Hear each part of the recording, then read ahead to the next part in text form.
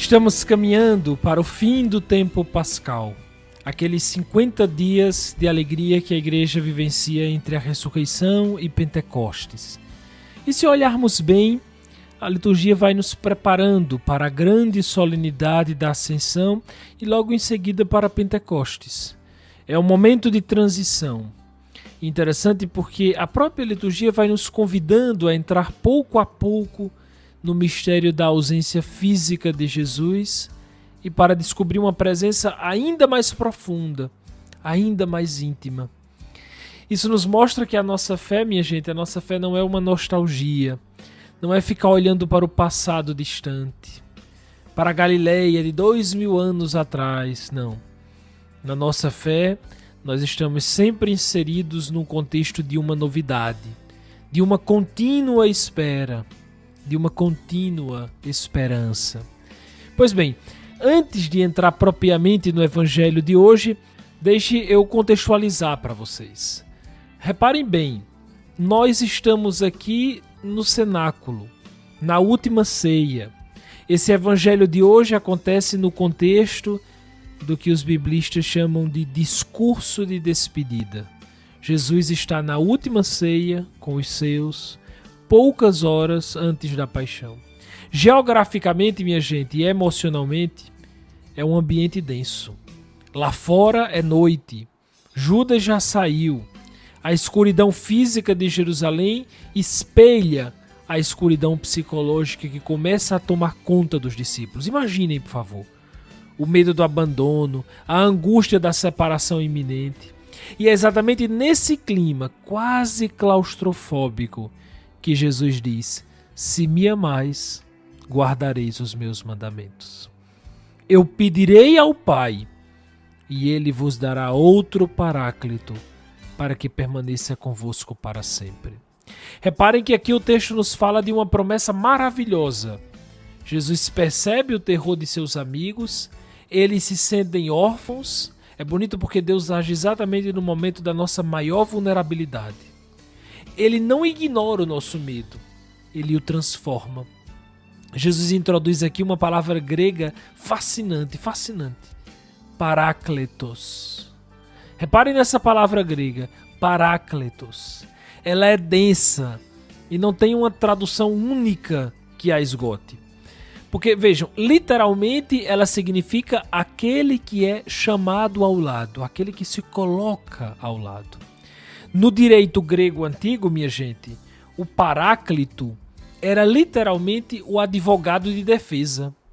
Não era apenas alguém que falava por você, mas alguém que colocava o próprio corpo ao seu lado no tribunal, sussurrando ali muitas vezes aos seus ouvidos a constituição da sua defesa, orientando cada palavra perante o juiz. Então, a tradução mais comum para paráclito, como a gente chama, é advogado. Ou seja, São Jerônimo na Vulgata usou também consolador. E então é tudo isso ao mesmo tempo. Uma coisa interessante da gente notar aqui, eu queria muito que vocês prestassem atenção nisso, porque a gente dá um salto de compreensão, porque Jesus diz assim: um outro Paráclito. Eu vou pedir ao Pai para vos dar um outro Paráclito. E o que quer dizer isso? Por que ele diz um outro? Porque o primeiro grande advogado de defesa nosso foi o próprio Cristo. Ele foi o nosso primeiro defensor, o nosso primeiro consolador, o primeiro que nos defendeu, o primeiro que nos tornou livres das amarras do pecado. Ele foi o nosso primeiro grande advogado de defesa, ou seja, aquele que acompanhou, defendeu, consolou os discípulos pessoalmente durante 3 anos, agora promete que esse mesmo cuidado não vai cessar, não vai acabar, vai apenas mudar de forma. O amor de Deus não se retira, o amor de Deus se aprofunda, passa de uma presença exterior, visível, caminhando nas estradas da Galileia, para uma presença interior, invisível, habitando no coração de cada crente. É uma mudança de endereço radical, de ao lado de vós para em vós. Prestem bem atenção.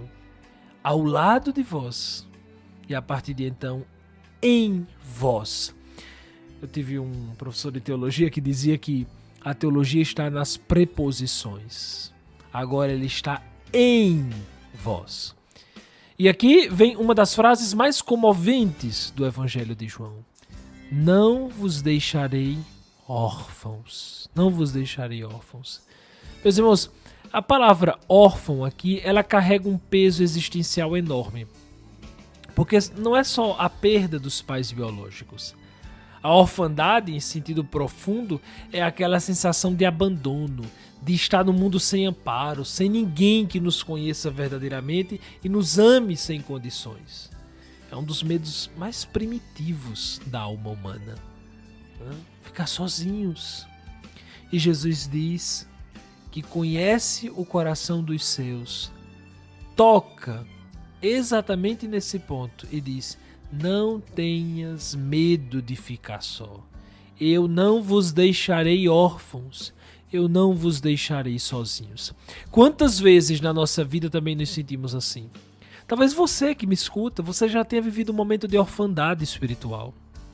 Quando orava e parecia que o céu estava fechado. Quando buscava a Deus e sentia apenas silêncio. Quando atravessava uma noite escura e se perguntava: onde está Deus agora? Onde está Deus agora?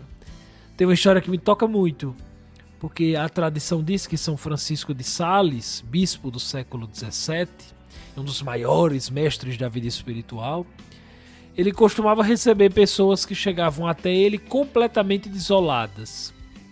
E elas diziam muitas vezes: Deus havia me abandonado. Essas pessoas diziam que não sentiam mais nada na oração, que tudo estava seco por dentro.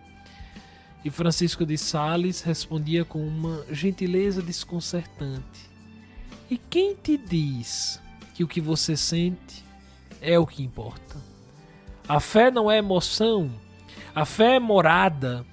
Deus não saiu de você, você apenas não o reconheceu na escuridão. É bonito porque esse é exatamente o papel do Paráclito. Quando a desolação nos esmaga, quando a oração parece uma conversa com o vazio, o Espírito Santo está lá, não como sentimento, mas como presença, como memória viva de Cristo dentro de nós. É exatamente nesse contexto que Jesus faz a sua última promessa.